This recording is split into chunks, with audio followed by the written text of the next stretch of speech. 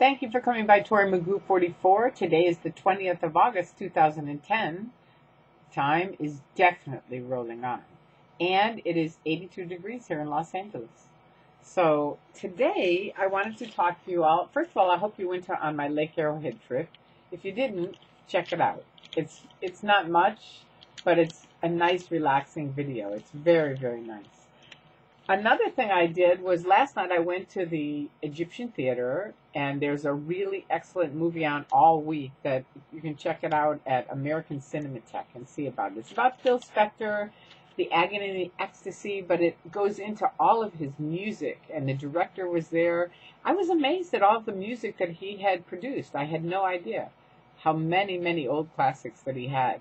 And he kind of puts the music with the trial, and then comes up with the findings and everything. It's a pretty nifty movie. So if you get a chance, you're in Los Angeles, go on by the Egyptian Theater. It's on Hollywood Boulevard, right next to the old big, tall Scientology Center. They're closed. The Egyptian is not. All right, so today I wanted to talk to you guys about Scientology and psychiatry. As you know, Scientology runs a massive campaign against psychiatry. Called Citizens Commission on Human Rights, and it couldn't be farther from human rights. Now, I agree with them in that I am not for tons of people being on psychiatric drugs. I'm certainly not for children that don't need to.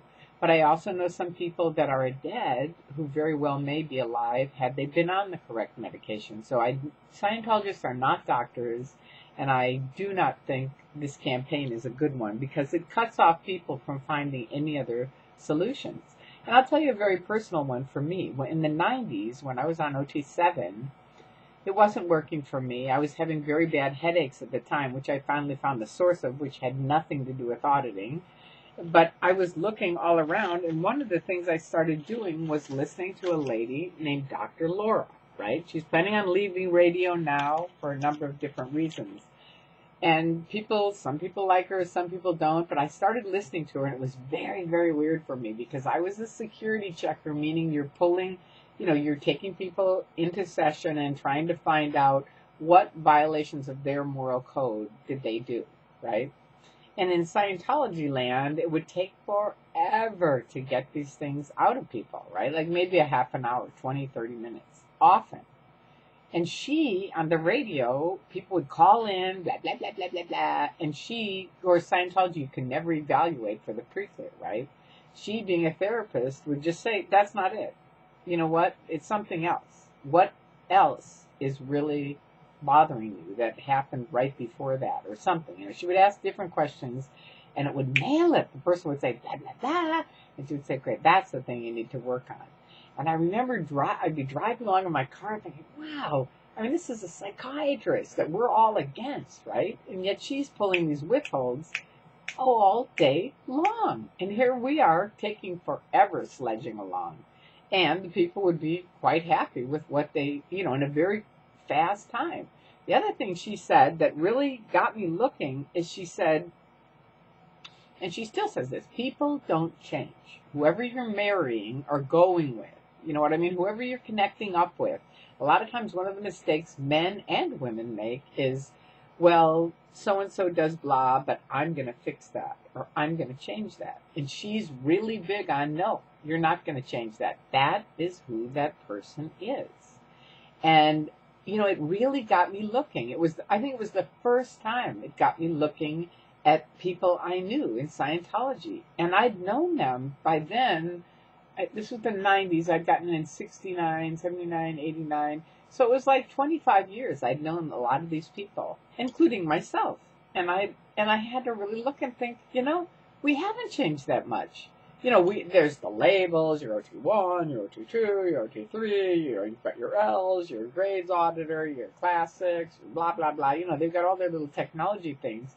But when I really looked at the people, they were pretty much who they were. That was who they were. They hadn't changed that much, despite all the hours. And many of us had had hundreds and hundreds of hours of auditing.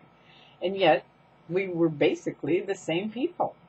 And so it really did start me on that road of changing. And Nancy Maney and I have told this before, but we used to meet at parties, and we both had our secret libraries, which I still have in my room, of our, they were just self-improvement books. But we'd go, like, I'd go to the Barnes and Noble, and I'd be cruising around the self-improvement section and be like, I just felt so like, oh my God, I'm really, and isn't that ironic? I'm sure most of you listening to this are like, are you kidding me? Why would you even be concerned about it? But in Scientology, it's like, that's considered another practice, and that's not okay. So for me, it was a big crack in the Truman Show, a bunch of big cracks in my Truman Show that really helped me get closer and closer to, by the time I finally met Andreas, who said, I believe in truth, I believe in looking at both sides, and I believe in having the courage to say what I think. I don't think Scientologists are bad, they're just misinformed. And that was it for me, because that is who I was at 53 when I got in. I mean, at 22, and now at 53, I was this completely opposite person. Not by my choice, but by the molding of Scientology. So if you happen to be in an abusive organization or a group or a relationship, realize that you can get out of it. And you're the only person who knows this is really crummy, or I'm really happy. I'm doing well at what I'm doing. If you're doing well and you're really honestly happy, then keep doing it. But if you're kind of like, and honestly, when you're in Scientology, you're happy. You're sure you're happy. You're positive. You're on the road to freedom. But when I look back on it, I just go, ay. It's not that I was unhappy. I wasn't unhappy in Scientology. I'm generally a pretty happy person. But I think of all the years that I could have done some other things, and that would have been a nifty thing. It would have. I would have liked to have seen, what that might have been. But in the meantime, I'm very happy. I've talked to tons of people now who've gotten out of abusive relationships, and other cults and things are writing to me, and thank you very much. I'm very proud of all of you, and for everyone who helps exposing this totalitarian organization, I thank you from the bottom of my heart. And that includes Dr. Laura. And I know for Scientology, they're like, he's saying that to Dr. Laura. But you know what? You definitely helped me. You did.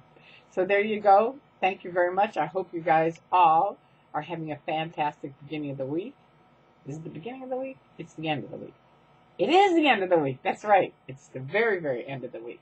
All right. So I hope you have a good thing coming up for the weekend. I do. And it's going to be good. I'll tell you about it soon. Bye-bye.